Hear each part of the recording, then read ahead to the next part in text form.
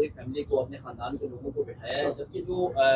चौधरी अदनान की फैमिली है उनको अभी भी ये तहफ़्फ़ुज़ात, उनका कहना है कि इलेक्शन से 2 दिन पहले भी आपके लोगों की और उनके लोगों की कोई आपस में कलामी हुई थी, और चौधरी अदनान अपनी ज़िंदगी में भी आप लोगों का, चौधरी दनियाल चौधरी का नाम ले चुके हैं। उनके तहफ़्फ़ुज़ात अपनी जगह पे क्यों कायम है, अगर इस तरह आप लोगों ने बिठा लिया तो सब कोई ना को हमारा झगड़ा हुआ जी